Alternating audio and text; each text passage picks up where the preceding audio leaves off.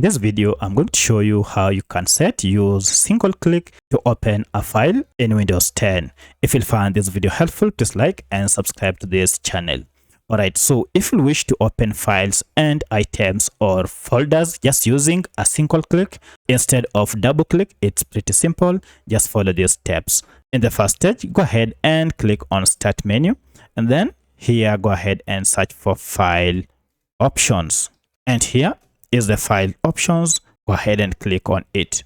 Now under this, go ahead and choose this option called General, and then go to Click Item as follows. Currently it is set to double click to open an item and single click to select.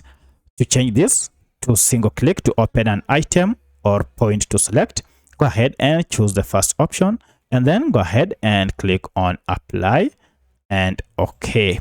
Now if I go ahead and just click on any folder like this with a single click, it will go ahead and open it. I can also open other files or items. For instance, I can just single click on this Google Chrome browser, and with a single click, the browser has been launched and opened. So that's how you can set single click to open an item or file in Windows 10. If you have any other question, kindly let me know in the comment section.